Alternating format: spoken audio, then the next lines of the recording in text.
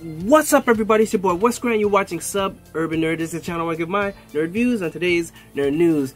I'm also doing this thing, and it's been a while since I've done this, but I'm going to give my top 15 lists of anticipated movies for 2020. Now, I'm going to go through all the movies that have piqued my interest, that I really, I'm clamoring to see. Because I have the AMC A list, so therefore I see these movies in the theaters. I don't just sit at home and watch them majority of the time. I actually go and watch them in the theaters because you know what? There's nothing better than getting that experience of getting away from everything and everyone and getting crowded in by a bunch of people that might have corona. No, actually no.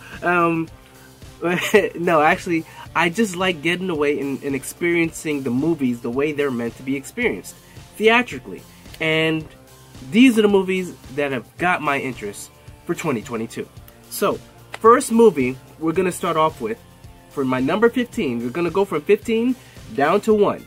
So, my number 15 movie that has got me anticipated is James Cameron's Avatar 2. I'm sorry. That's, and I know people like, some people might be like, why is it on the list? Some people might be like, why is it so far down on the list? My reason being is, yes, I was working at the movie theater when the first Avatar came out. And it was an amazing spectacle, right? Amazing. But the story and everything wasn't that amazing to me. It was Fern Gully, Dances with Wolves, Pocahontas, all rolled into one, but with a 3D wrapping, right? And that's really what sold this movie. And the movie was the number one, had the number one box office over, over Endgame. And then Endgame took it over, and then they re-released it again, so now they're back on top. But it was all because of the 3D, and there wasn't that much options out there. Granted, they had some movies out, but it wasn't nothing like it is now, where there's so many movies always coming out, so many superhero movies or movies in general that got people's attention. So therefore, he definitely cleaned up. You know what I'm saying? So I'm gonna just say James Cameron, Avatar 2. Though it's not the biggest thing for me looking forward to, I am looking forward to it and seeing what James Cameron brings to the table now, because there's a lot of out there. And if, maybe he'll just bring 3D back, because it kind of went away, and this might just do what the first one did and bring people back to see 3D once again, especially with Dolby and all that, Alright, so the next one is Black Adam. Black Adam starring The Rock. Dwayne Johnson. This thing got showcased before, I think, was it before Batman vs Superman, or it was talked about before Batman vs Superman, I think. It's been talked about for so long, and finally this movie's getting made. The Rock has been promoting it for so long. We got Shazam. We thought maybe The Rock, Black Adam would show up in Shazam. It didn't, but somehow he's gonna get his own movie. I don't know if it's gonna work out well. The story of Black Adam is pretty cool, but just the way DC's been doing things, I don't know if it's gonna work out. You know what I'm saying? Because they jumped the gun on the whole. To me, it feels like the whole thing with the Justice League. They should have taken their time, kind of build up their stories, but because they were falling behind and they saw what Avengers did, they was like, we got to do our own Avengers. So then they did the Batman versus Superman, which was kind of, they should have really did a Superman before that, before they did the Batman versus Superman, but. It sort of worked, but it really didn't at the end. They had another version that came out that was a little edited better, but still, it wasn't the best. But Black Adam, that's my number 14. Number 13, Top Gun Maverick. Yo, Tom Cruise, he kills it, and he's always pushing the bar as far as, going out there and getting things done. He learned how to fly a jet. He learned how to fly a jet so that he could personally fly the jet in the movie. He did that for a Mission Impossible, I forget which one, Rogue Nation, where he learned to fly a helicopter in the thing. Like, yo, this dude is just like, he does not care if he dies. I don't want him to die, but he seems like he does not care. He's lived his life to the fullest, and he's like, yo, I'm gonna give him everything. So, hats off to you. Looking forward to Top Gun Maverick. That's my number 13. Coming in my number 12 is another Tom Cruise movie, Mission Impossible 7. Why? because I have no idea what he's going to do now as far as stunts. He just keeps trying to top himself. He's doing Maverick, like the flying a jet. Don't need to. He did a helicopter through like rocky caverns or whatever. Did that. He's strapped himself to the side of a plane. He's jumped from like the upper atmosphere. I have no, like literally he has to go into space. That's what he has to do. But no, I've heard about a scene where he literally, he jumps a motorcycle off of a cliff, free falls, then opens a parachute right at the end. This is what he did for the stunt. Jumps a motorcycle off a cliff, stays free falls, then parachutes last minute out of there. I mean, this guy's, he's crazy, but I'm looking forward to the next one. So, the next movie is something you probably guys haven't heard, The Northman. The Northman is like a Viking story. I'm not gonna say it's like Valhalla from Assassin's Creed, but this is a story about a revenge story. It's more like Vinland Saga. If anyone has seen Vinland Saga, that's an amazing anime, and hopefully season 2 should be coming this year as well. But check it out, Vinland Saga, and I believe it's on Hulu, or it might be on Amazon Prime. I'm not too sure. Check it out. Look it up, Vinland Saga. But yeah, this kid, the king gets killed, and then he escapes because like he's a king. He's a prince. And then the king, and then his kingdom gets overthrown. He survives. He watches his father get executed. So when he gets taken in, he gets raised, I guess, sort of as a slave, but as a warrior.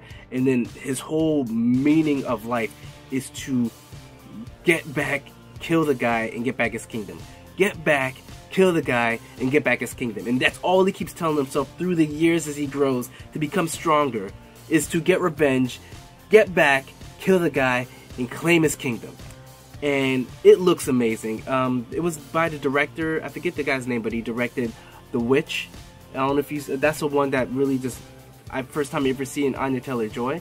And I believe Anya Taylor-Joy is in this one as well. So hats off to you, man. I can definitely understand. Anya Taylor-Joy, she's a prize. Like, I haven't seen The Queen's Gambit, but I hear a lot about it.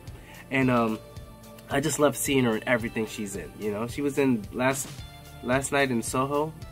It was an okay movie, but definitely look forward to seeing The Northman. Alright, that's my number 11. Now we're down to the top 10. Top 10.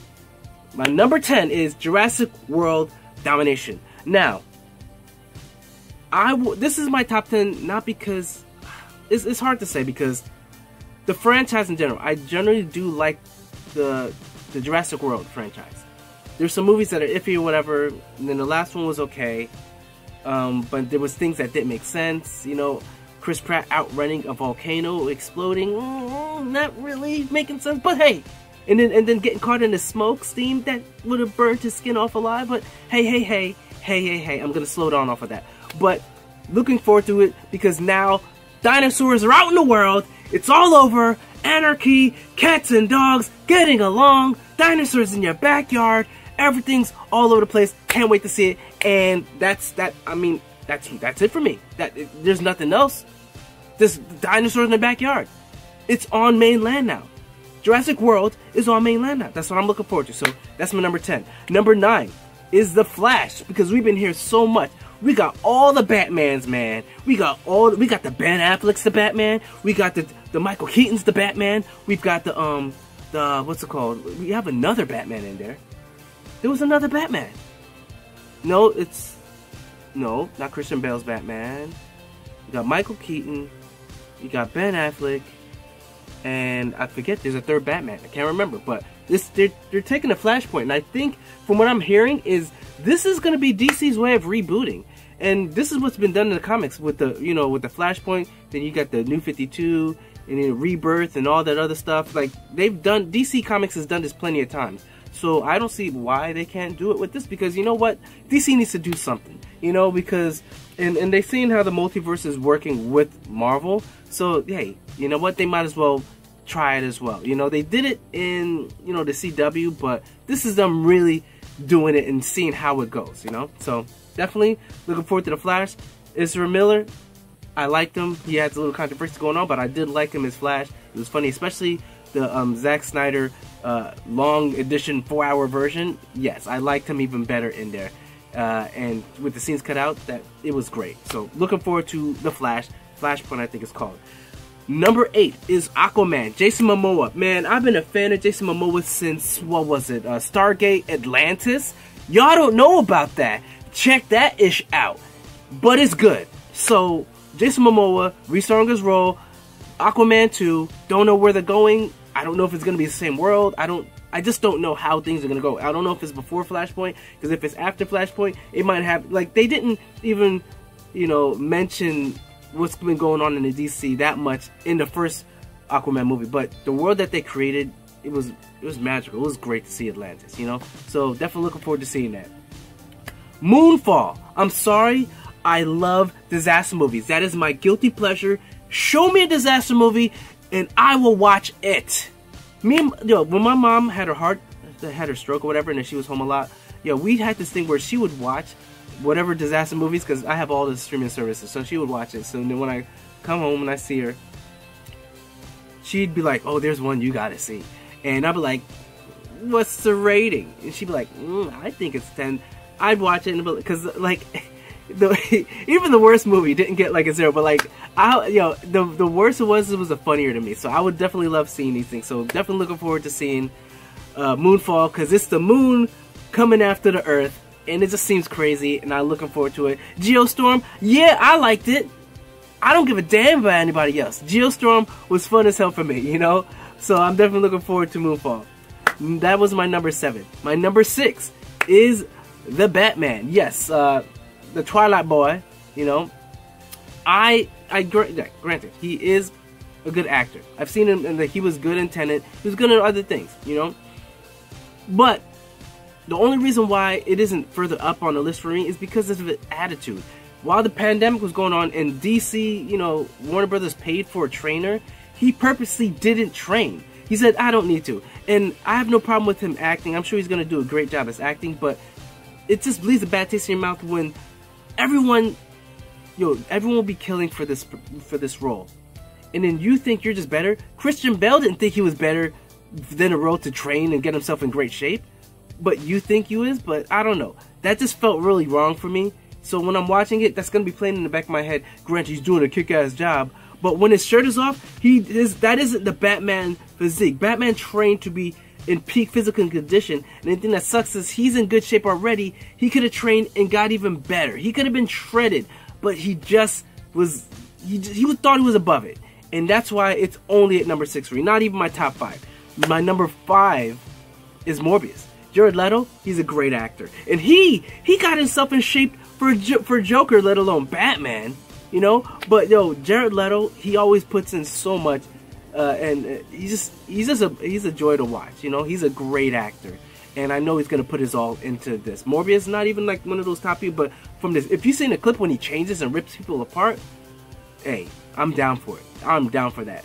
My number 4 is Tom Holland's Uncharted. Yes, Uncharted, Nathan Drake. This is from him in his young story. They even took a scene out of the I forget which game where he's hanging out the back of the plane trying to climb his way up. It looks amazing. The full scene, or a good chunk of the scene was played, and I just was like, you know what? They got it. Oh, if you've seen the other trailers where there's ships being flown and they're swinging from ship to ship, swashbuckling and fighting, like, yo, this movie's gonna be insane. Can't wait to see it. That's why it's my number 4. My number 3 is Doctor Strange. Why? Because if you've seen Spider-Man No Way Home, you understand why we need to see what the hell happens with Doctor Strange.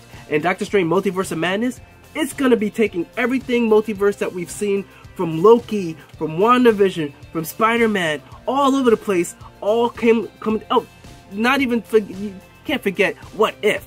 All of that, all culminating into Multiverse of Madness, and figuring out what he does with the MCU after that, because this might be a game changer for it. I don't know what they're gonna do, but hey, that's why it's so up there. Like, it's just, you have no idea of the ramifications that this movie might have on this franchise, and that's enough for me to be in my top 3. My number 2 is Spider-Man Across the Spider-Verse. Miles Morales finally gets his shine. If you guys saw the Spider-Man Into the Spider-Verse, great. The art design, the music, everything was cool about it. The way the other Spider-Mans interweaved, that movie was amazing. You know, it was amazing. Not just as an animated movie, it was a movie in general. It was amazing, and can't wait to see it. It is something that I'm looking forward to in general. I can't wait to see it. That's why it's my number 2. I'm gonna do 2 honorable mentions. My first honorable mention is The Gray Man. If you guys said it's Ryan Gosling, I think it's Brad Pitt. The spies on a train trying to take, like, it's pretty cool. No, that's Bullet Train. My bad. Ryan Gosling and I forget the other guy's name. Oh, Chris Evans. Ryan Gosling and Chris Evans, I believe. There's assassins that are trying to take out each other. That one looks good. Looking forward to seeing that. And my second honorable mention is Knives Out. If you've seen the first Knives Out, you understand why. You know, it is a fun whodunit movie. Can't wait to see it. That's why those are my 2 honorable mentions. Now for my number 1 movie of 2022, Thor: Love and Thunder. Thor: Love and Thunder is my number 1 because if you guys haven't seen Ragnarok was a fun, great, amazing movie. Like, it's Taika Waititi did something with Thor that the other movies didn't quite do. It was bring this personality that was just so likable. It took the growth, because you saw the growth of, like, Chris Hemsworth is a good actor and he's got comedic chops, but this movie is where people just like, yo, I love him as Thor. I love him as Thor. You know what I'm saying? From the time when he's coming through and screaming like a girl, and then, no, not the hair, not the, you know, like, it's just, he was just so funny. Can't wait to see him. They're gonna take him and they're gonna do just such a great job with this new one. And not to mention that Jane, you know, I forget her name. She's a gorgeous girl, but we're gonna have Lady Thor. We're gonna have Lady Thor, and if you've seen, I'm gonna here, like, they have the pictures of the new outfits, and I can't wait. I can't wait. This new outfits look fire. Lady Thor looks fire.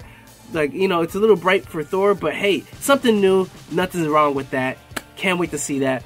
Putting that out there, and that is my top 15 anticipated movies of 2022.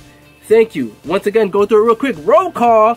Avatar 2, Black Adam, Top Gun Maverick, Mission Impossible 7, The Northman, Jurassic World Domination, The Flash, Flashpoint, Aquaman 2, Moonfall, The Batman, Morbius, Uncharted, Doctor Strange 2, Spider-Man Across the Spider-Verse, and number 1, Thor: Love and Thunder. That is my top 15 of 2022. Thank you guys for watching. Thank you, and comment down below. Tell me what you think. What are your top 15 or top 5 or top 10 movies of 2022? Let me know. Tell me if you agree with my list. Most people probably aren't, but you know, that's what it's all about. Like I said, my logo says opinions are subjective as long as everyone is respected. You know what I'm saying? So thank you. Remember, I'm Wes Gret. You've been watching Suburban Nerd. You've just been nerdified. Thank you. Tell your friends. Subscribe. I'm out.